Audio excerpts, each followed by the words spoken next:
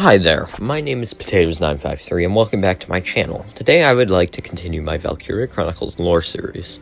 Last we left off, Welkin Gunther had been sent to liberate the Darkson concentration camp in Fausen. Welkin Gunther's first task as he entered the city was to find an informant named Zaka. Quietly, whilst resistance was heard in the distance as the militia encircled and besieged the city, Squad 7 moved to capture a forward command base and jump-off point, and to meet the aforementioned informant.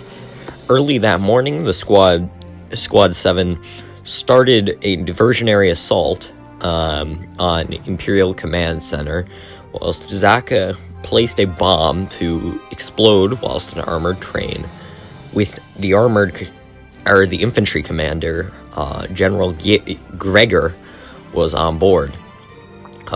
The train fell into the ravine with Gregor on board. The militia proceeded to capture the Regnite's mining city. After this, the Imperials retreated. As the Imperials retreated, they burned hundreds of internes in their barracks. After the success of the mission of Fausen, the 7th Platoon was sent to liberate the dockyard town of Mulberry, where the militia the Gallian military had put defenses for a possible amphibious invasion from Edinburgh. The Imperials took it over land, so they weren't an issue. The Navy had to soften up the defenses a bit, and Squad 7 landed by boat. Isara Gunther, or just Isara due to Darkson culture, had developed a new type of ordnance that fired heavy smoke that broke line of sight. This allowed them to push up the shore and break the defenses fairly easily, and to take the command post in charge of the occupation of the area of operation. Heavy fighting continued after this, with one major casualty for the commanders of Squad 7 being Isara, to whom more than likely was sniped due to being a Darkson. A demoralized Squad 7 reported to Randgreaves battered, gifting them 1 month away from the constant fighting. Meanwhile, in Imperial High Command, they decided to put all their chips on one hand, and the Battle of Magyar was to proceed after the majority of the Imperial Royal Guard and the invasion force reported. After tremendous losses over the course of 6 months due to both the front with the Federation and the Gallian front, they needed a win, and they got it. As spoken in the 5th episode of this series, a reckless attack by the Feds left them open for encirclement, and to force a retreat. A remoralized empire proceeded with an advance to retake lost territory, and with that, a small but not insignificant portion of the Gallian south was captured. Lancial Academy troops managed to halt them before they hit the school, or from reaching the sea, however. A significant capture was Keep Gossenarl, where the noble family Gossenarl lived. They did escape to the Federation, however, but what he found was, when he returned, was not the same as how he left it. An Imperial Prince had claimed the keep as his own, for when he was Emperor, he would live there. The Battle of the Magyar Plain was put what was left of the Gallian army and militia up against the entire invasion force. 1 million men and women took part in this battle, and it was the decisive battle of this small part of this war. Quickly, as armored forces got bogged down in the muddy terrain of the Magyar Plain during early fall, the battle quickly devolved into trench warfare, with desperate assaults by the Gallian army, leaving thousands dead and hundreds injured. As the battle evolved into stalemate, the Imperials played their trump card. Silvaria bless the Valkyria. Her and her elite troops ripped through the harsh resistance of the central area where the militia was stationed. She destroyed squads 10, 8, 5, and 3 almost in their entirety, much like in the Darius ruins. Squad 7, as the tide turned, were sent to take an isolated command center and an isolated artillery with an artillery battery there. Midway through through taking the area, Valkyria showed up. However, it was too late as the battle had already been won. After taking the command center, heavy fighting continued, and yet another sniper hit one of their commanders, this time Corporal Alicia Melchiot.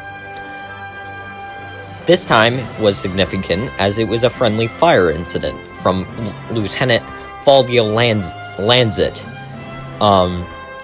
Later that next day at precisely 11 a.m., the militia lined up with the Imperial Army for one last suicide charge.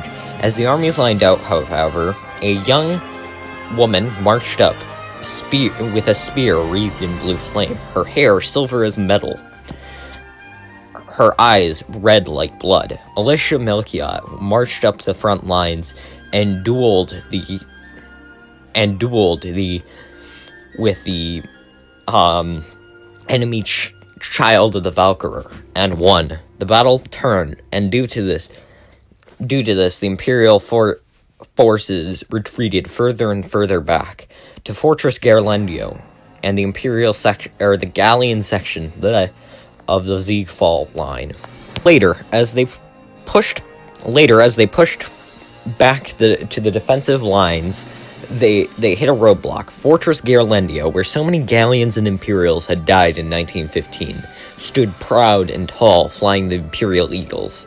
The fort was being used as the command center for all of the Gallian invasion. The commander, Silvaria Bless, stood not as a Valkyria, but as a woman against the 7th platoon of the volunteer army.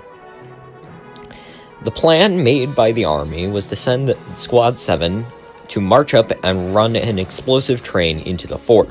Why'd they send their best squad? Probably to hide their incompetency, but that's just speculation. But Squad 7 succeeded. They took the fort and captured the general, and of course, because why not, the army took all the credit. Field Marshal Damien took the seat in the control room and claimed all the credit as the army took the area around it to find no resistance, not even a scout. As the militia was out of the blast radius, a Ragnite blue explosion destroys the fort and everyone in it.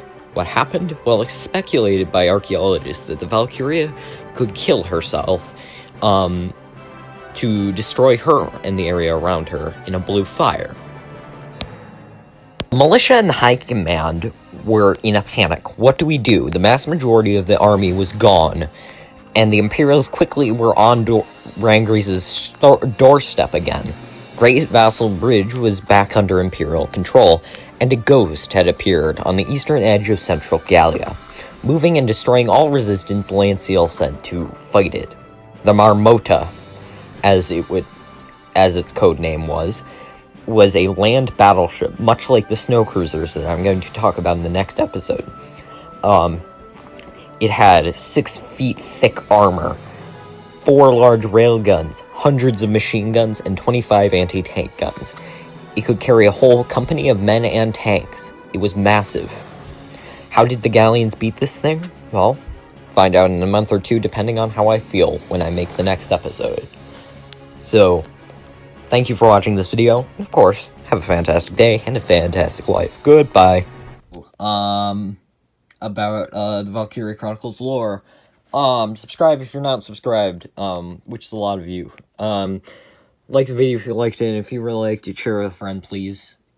I would love for more people to watch my videos. Check out my video about my love-hate relationship with console exclusivity, my other video about Valkyria Chronicles. I really need to stop talking about this damn game. My honest review of Smash Brothers, and my conspiracy theory video.